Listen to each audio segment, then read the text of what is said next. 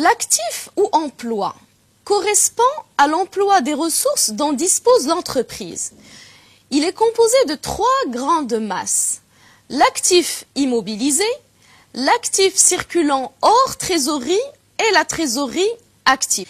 L'actif immobilisé constitue des immobilisations composées principalement d'éléments en non-valeur, d'éléments incorporels, corporels et financiers, destinés à servir de façon durable dans l'entreprise, c'est-à-dire pendant une durée supérieure à 1 an.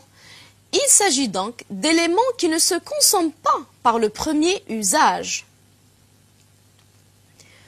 Parmi l'actif immobilisé, nous avons tout d'abord l'immobilisation en non-valeur, composée de dépenses effectuées généralement lors de la création de l'entreprise ou de son développement. À ce niveau, je voudrais expliquer que pour créer une entreprise, l'entrepreneur se doit de suivre une procédure comprenant plusieurs étapes allant du choix du nom de l'entreprise à la publication dans un journal d'annonces légales, en passant par l'établissement des statuts, l'immatriculation au registre de commerce, etc. Pratiquement, chacune de ces étapes engendre un ensemble de frais ou dépenses. Ces frais concernent non seulement l'année de création de l'entreprise, mais également les années suivantes. Ce sont également des frais d'un montant important. Il y a donc lieu de les considérer comme une immobilisation. Vis-à-vis des tiers, cette immobilisation n'a aucune valeur à la revente, d'où l'appellation immobilisation en non-valeur. Par ailleurs, pour se développer, une entreprise peut se lancer dans des activités nouvelles et donc décider par exemple de faire une campagne publicitaire dont les frais sont généralement assez élevés. Là aussi, ces frais ne peuvent être supportés par une seule année ou un seul exercice comptable. Mais en fait, qu'est-ce qu'un exercice comptable? L'exercice comptable correspond à la période de temps pendant laquelle l'entreprise enregistre toutes les opérations réalisées dans le cadre de son activité. Cette période s'étale généralement sur une année. Elle peut coïncider avec l'année civile et dans ce cas, elle commence le 1er janvier de l'année N et se termine au 31 décembre de l'année N. L'exercice comptable se clôture par la production des états de synthèse que j'ai déjà cités. Pour revenir à la campagne publicitaire décidée en vue de développer les activités de l'entreprise, cette campagne assez chère va bénéficier non seulement à l'année de son lancement, mais également aux années suivantes.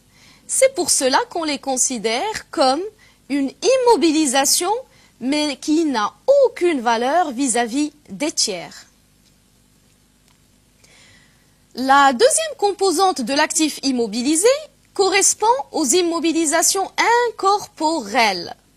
Ce sont des biens ou des droits qui ne constituent pas des objets matériels ou corporels, c'est-à-dire ce sont des objets immatériels ou sans substance physique. Ces immobilisations doivent être en mesure de fournir des avantages économiques futurs pour l'entreprise, autrement dit, lui permettre de réaliser des gains futurs. Parmi les immobilisations incorporelles, on distingue l'immobilisation en recherche et développement. Mais en fait, de quoi s'agit-il? Selon le dictionnaire de la langue française, la recherche et développement est le processus allant de la conception à la mise sur le marché d'un nouveau produit. Autrement dit, il s'agit pour l'entreprise d'innover en vue de pousser le consommateur à choisir le produit en question et non celui du concurrent. L'investissement en recherche et développement permet à l'entreprise d'améliorer l'efficacité de la production, de différencier son offre, de gagner plus de parts de marché en créant de la valeur pour le client. L'investissement en recherche et développement est susceptible de générer pour l'entreprise des avantages économiques futurs. Comme autre immobilisation incorporelle, nous avons les brevets, les marques et les droits. Alors le brevet, c'est un titre de propriété permettant la protection d'une invention qui apporte une nouvelle solution à un problème technique. Le brevet est délivré au Maroc par l'OMPIC, c'est-à-dire l'Office marocain de la propriété industrielle et commerciale. Comme exemple d'invention ayant fait l'objet d'un brevet, je peux citer la machine à coudre, le téléphone, les DVD, les écrans plats, les clés USB, etc. À part les brevets, nous avons aussi la marque. Selon l'OMPIC, la marque est un signe permettant d'identifier un produit ou un service. Il peut s'agir d'un mot, d'un groupe de mots, d'un sigle, d'un pseudonyme, d'un dessin, d'un logo, d'un son, etc. Les droits, quant à eux, correspondent notamment à l'acquisition d'un droit d'exploitation d'un logiciel, d'une marque ou d'un procédé. Également, comme immobilisation incorporelle, nous avons le fonds commercial, constitué d'éléments incorporels comme le nom commercial, la clientèle, l'achalandage, le droit au bail, etc. Pour expliquer le fonds commercial, je prends l'exemple d'un chef d'entreprise qui a décidé de lancer un café ou un snack. Pour cela, il a la possibilité d'acheter ou louer un local, d'acquérir des machines, du matériel, du mobilier.